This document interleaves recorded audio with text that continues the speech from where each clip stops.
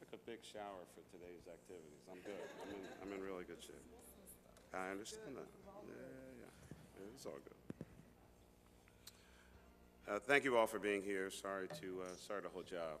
I'm joined today by a couple great leaders here at the podium and many in the audience. First and foremost, I want to recognize Councilman W. Wilson Good for his commitment and leadership on the issues that I'm going to be talking about this afternoon, and at the same time, certainly Councilwoman Maria Quinones Sanchez.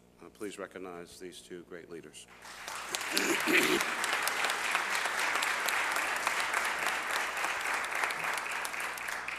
They and all the members of Philadelphia City Council are quite deserving of recognition for the announcement that I'll make very shortly. In addition, Eva Gladstein, Executive Director of the Mayor's Office of Community Empowerment and Opportunity, also known as CEO. Eva, thank you so much for your great work and service. To many, many, many members of the city administration, many of whom are here with us this afternoon, but just a couple in particular, our Chief of Staff, Everett Gillison, is also the Deputy Mayor for Public Safety, Alan Greenberger, the Deputy Mayor for Economic Development and Director of Commerce, Desiree Peterkin-Bell, the City Representative, the entire Cabinet and Executive team of the City Administration. All have been involved in this effort to put forward an idea that must come to reality at this moment. For decades, too many Philadelphians have been trapped in a cycle of persistent and pervasive poverty. Thousands of our friends, family members, and neighbors struggle to pay for the basic necessities of life each and every day. Philadelphia continues to struggle with the highest poverty rate of the top 10 cities in the United States of America, even though that number has recently come down. More than a quarter of our population lives below the poverty line. 1 out of every 4 Philadelphia households, many of which have full-time working family members, has an income below $15,000 a year. From day one,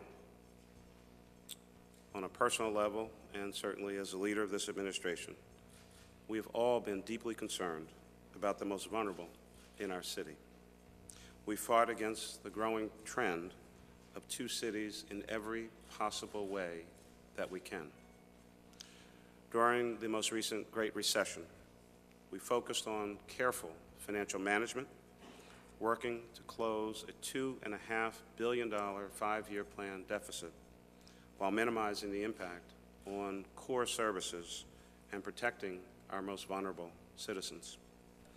We established a new office, Mayor's Office of Community Empowerment and Opportunity, again known as CEO, and charged it with centralizing and advancing and managing all of our anti-poverty efforts and the dollars that come from so many different sources.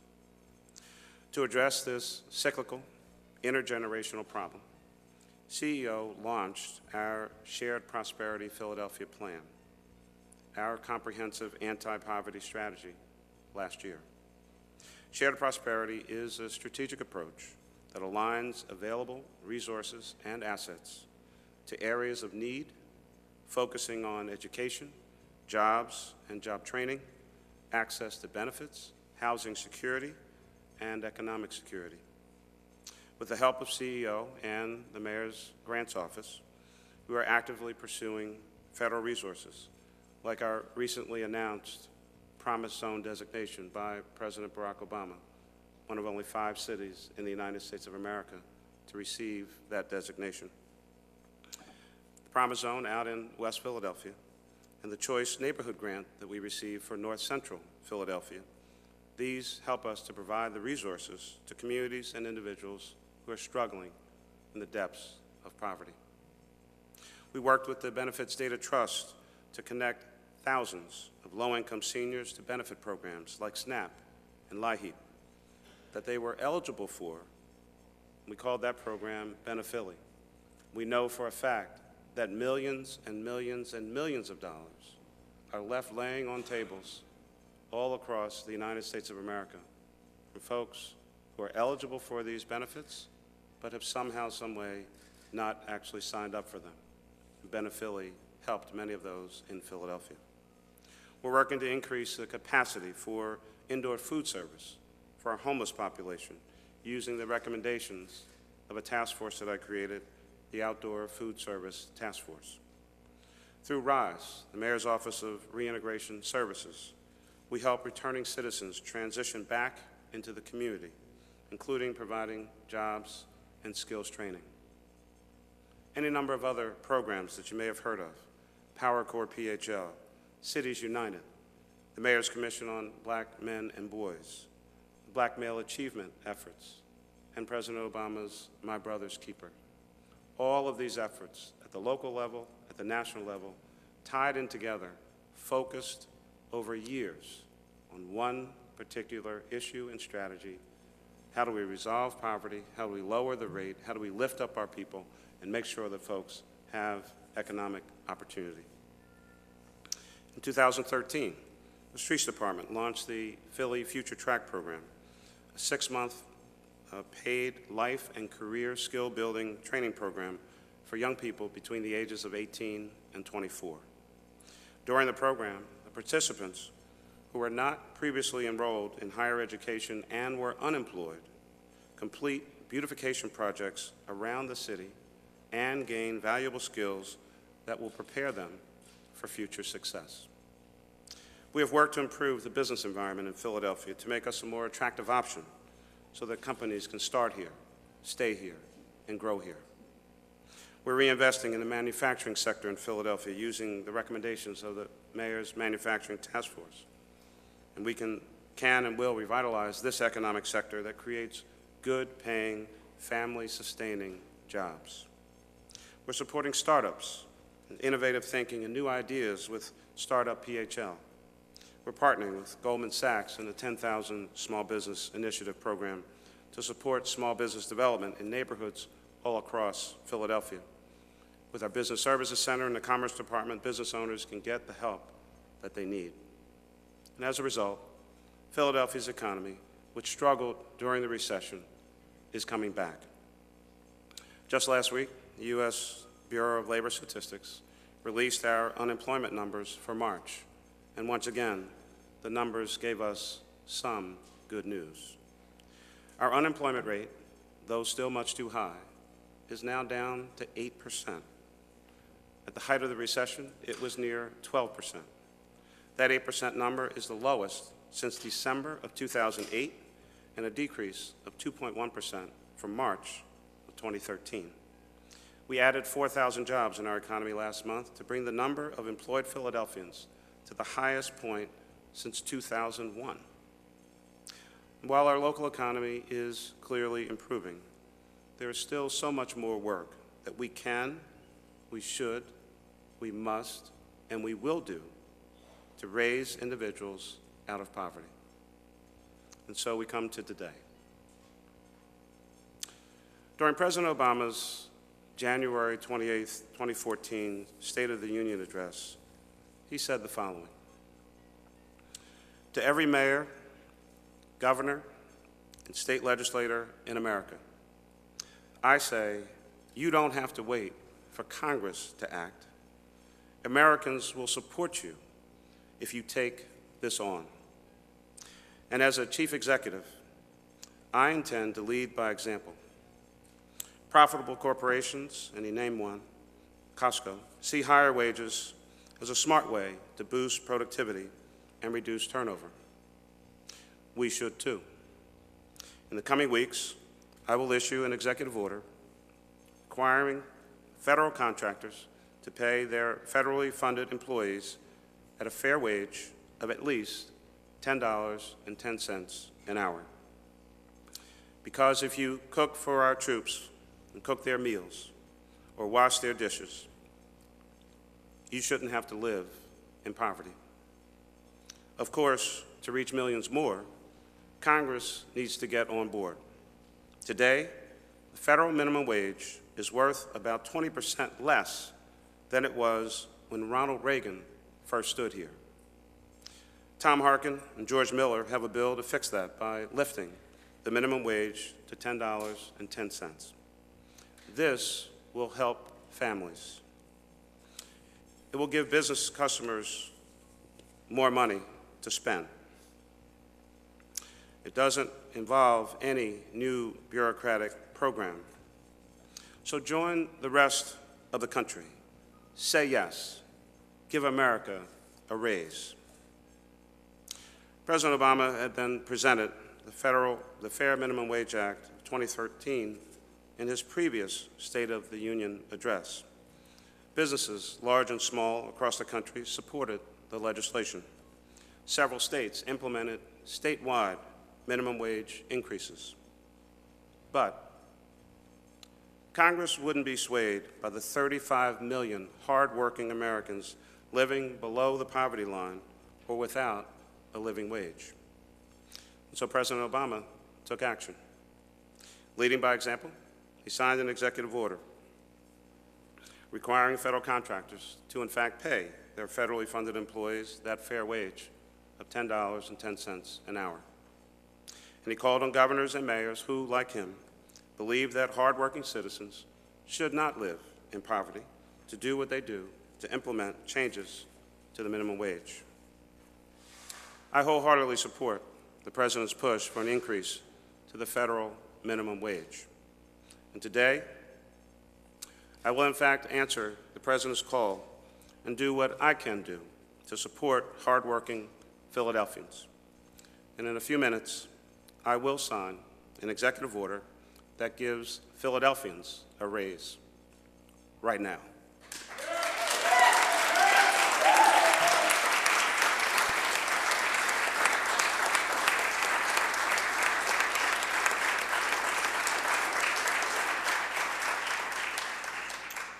The executive order I'll sign in a few minutes requires a number of things, but two you will find particularly important. It requires that City of Philadelphia contractors provide that same fair wage to their first-tier subcontractors. This requirement will raise first-tier subcontractors' pay to $10.88, the current minimum wage.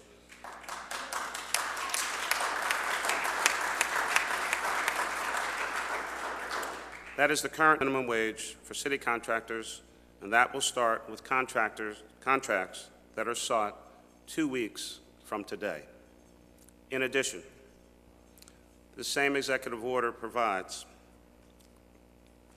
that the living wage, beginning on January 1st, 2015, for city contractors will automatically be raised to $12 an hour.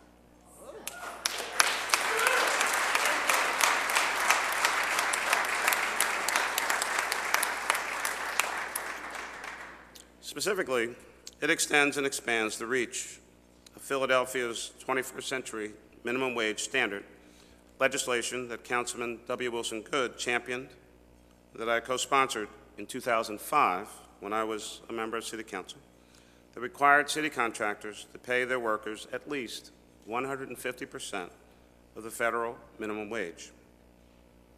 Councilman Goode has been a true leader on living wage issues in City Council.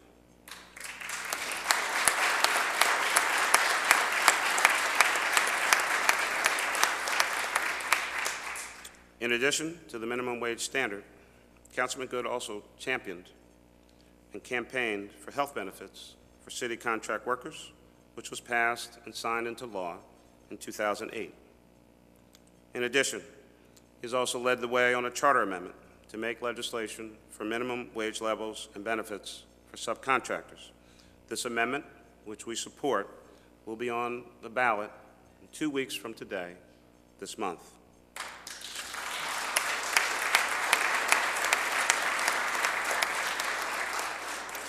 I strongly encourage all Philadelphians to support that ballot question. I want to take a moment to truly recognize and thank Councilman Goode for his nonstop support of a living wage for Philadelphia workers.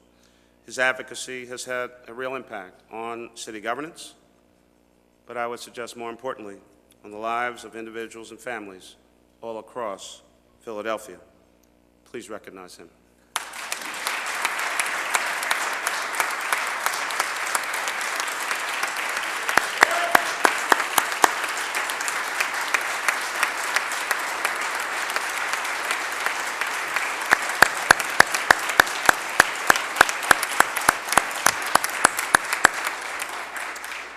It is, in fact, your work, Councilman, that has helped, I think, with the evolution of this particular issue, not just in our city, not just in our building, but also, quite honestly, has had an impact on me over a period of time.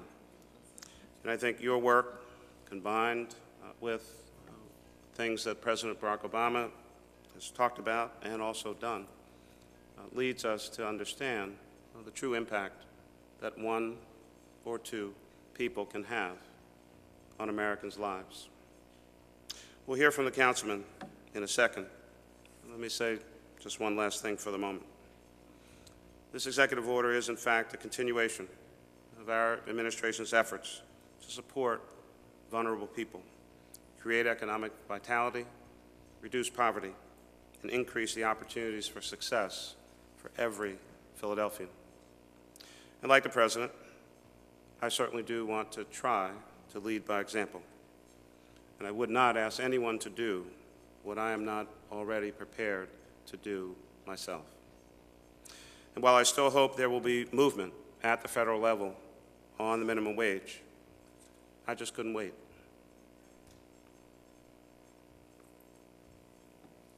I felt the time had come and that I personally had to take action, as I've tried to do so many times before, protect the interests of our vulnerable citizens.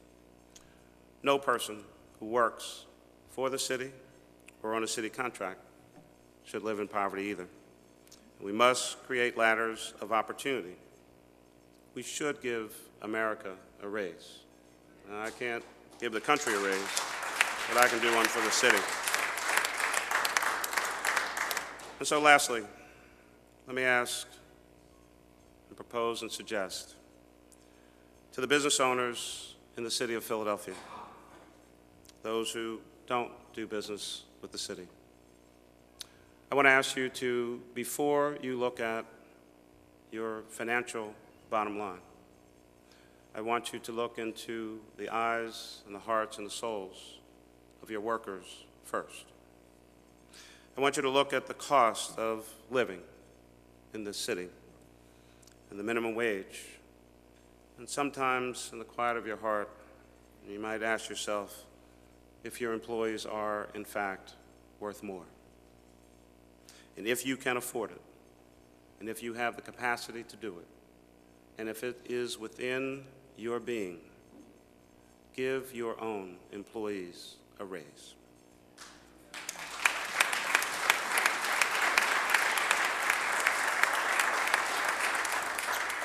And with that, let me introduce the great champion in this cause, the Councilman at Large, W. Wilson Goode, Jr.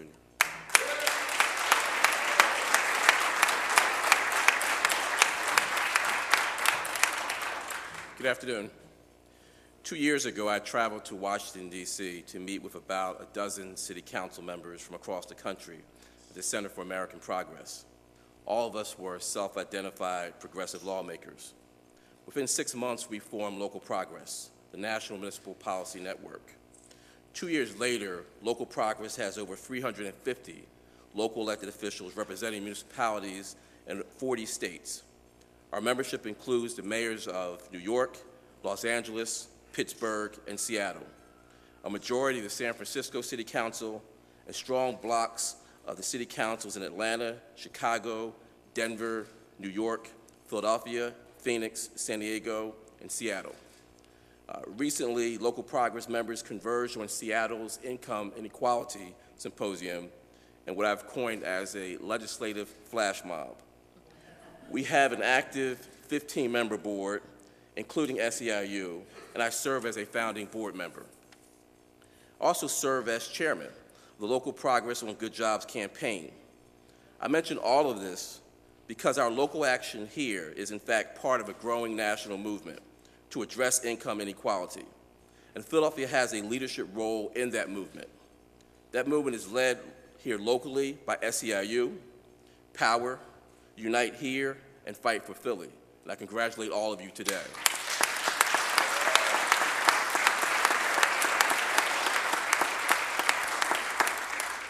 And for me, this movement is also personal.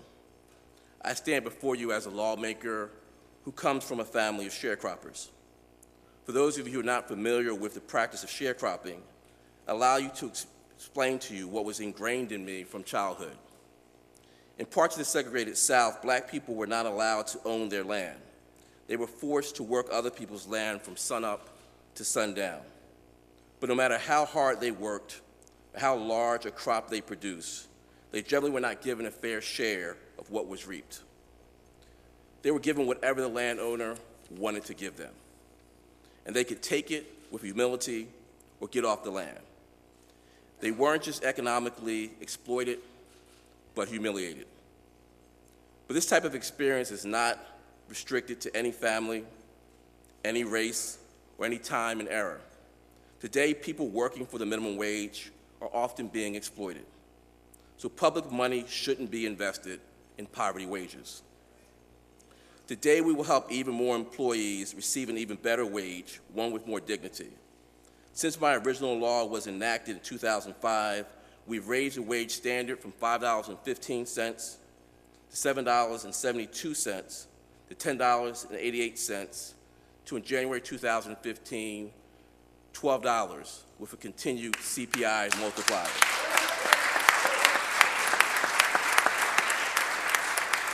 That is, in fact, real help for real people, and in fact, the people who need it the most. So I'm glad to stand here with the mayor to create a new higher standard through this executive order. I look forward to soon crafting a new law that will make that higher wage permanent. But even before that, I have to mention, don't forget, 2 weeks from today, on May 20th, vote yes on one. Thank you and God bless.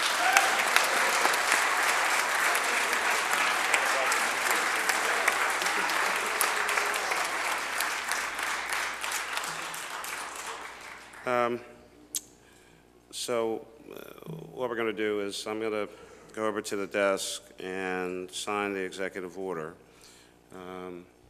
We'll come back and take questions for the working press for this particular announcement.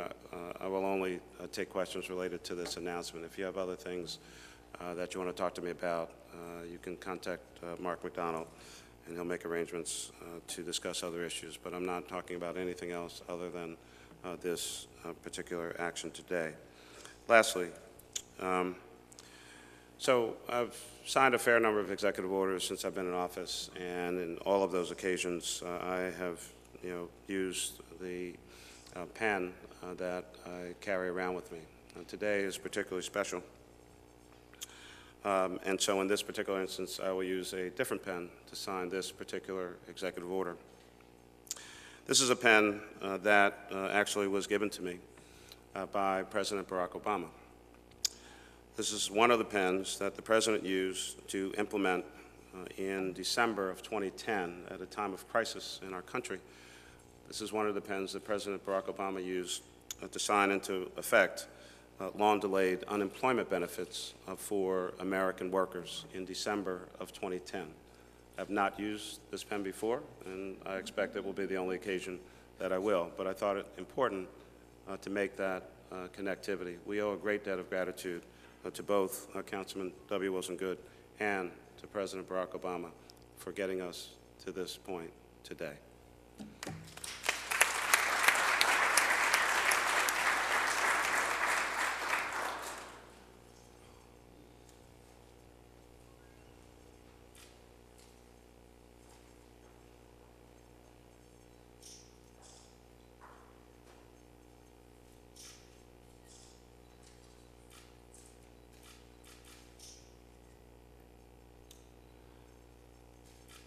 This is a mayoral executive order provide policy regarding minimum wage and benefits to be provided by city contractors and subcontractors.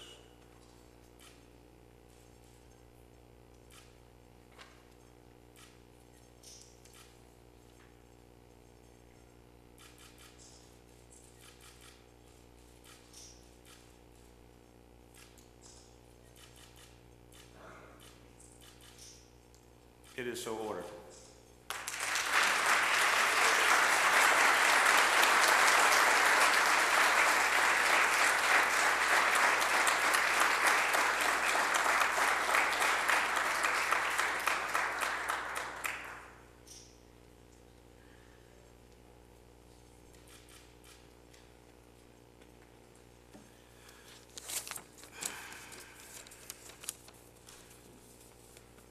Before opening things up to the press, just a couple last remarks. You may have noticed in my earlier remarks, as the councilman mentioned, this is not only very important work, but it's also very serious work, and it can in fact have a great impact on people's lives. We all come into public service for a variety of reasons, but I believe everyone does come into public service for the right reasons and to try to help people. And some days you think you might have helped somebody, and some days you're not sure if anybody's paying attention, and some days you're not sure if it actually does help anybody. But the effort is there. And I know that Reverend Roysters, he had an opportunity to do some work in West Philly a bunch of years ago, and every now and then, as I do what I do, certain thoughts or themes or ideas do come into my mind, and so two of them kind of capture today and lead to a bit of emotional response, if you will, when maybe, and just maybe, you've actually done something pretty good, and it's a really good feeling. It's a really good feeling. So I want to read two things, one from the great founder of this city and this Commonwealth, and one from a man that so many of us owe so much to. And so the first is from William Penn. And William Penn said a bunch of years ago, "I expect to pass through this world but once. Any good, therefore, that I can do, or any kindness or abilities that I can show to any fellow creature, let me do it now. Let me not defer it or neglect it, for I shall not pass this way again. Right is right, even if everyone is against it, and wrong is wrong, even if everyone is for it. This is the right thing to do." The second, shorter, that great champion of civil rights, Reverend Dr. Martin Luther King, who said, "The time is always right to do what is right." We're at that moment right now, and this is the right thing for our city. Be glad to take any questions.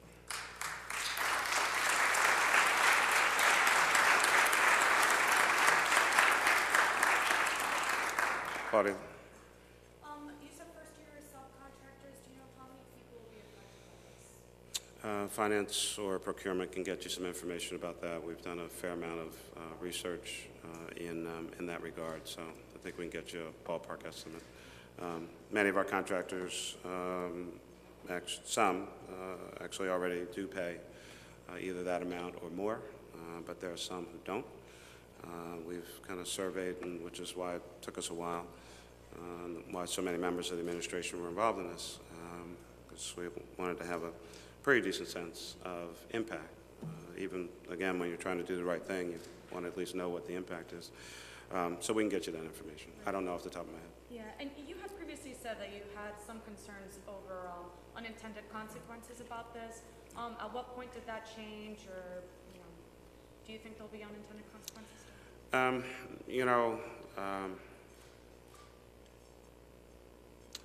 sometimes you just can't really do anything about unintended consequences, even when you're doing the absolute right thing.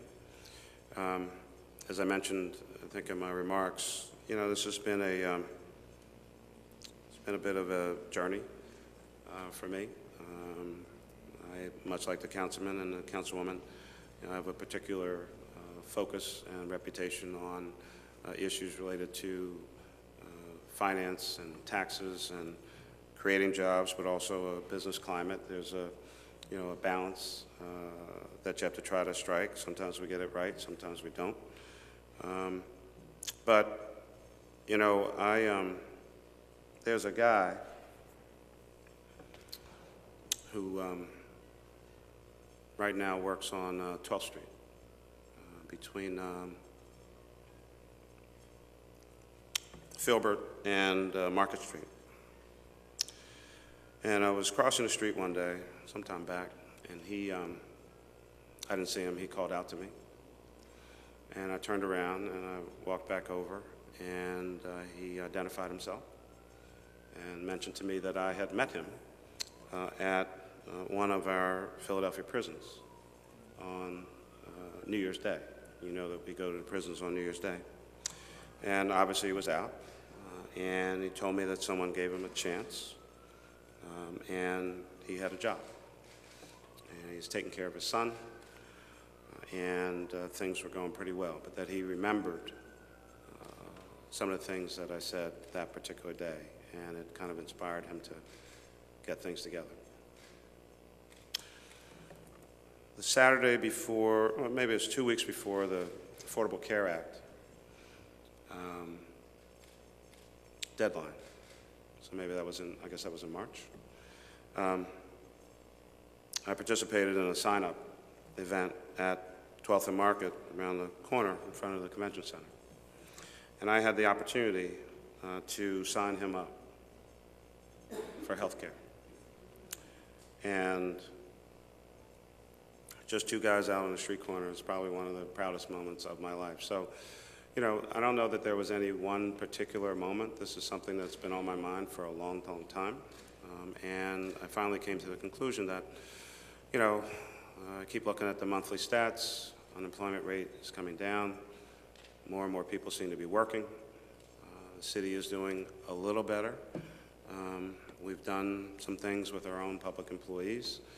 Still, you know, one contract to wrap up. And I came to the conclusion that we cannot leave folks behind, and that if people are doing better in this city, then we need to make sure that some of that benefit is being spread to those who need it the most.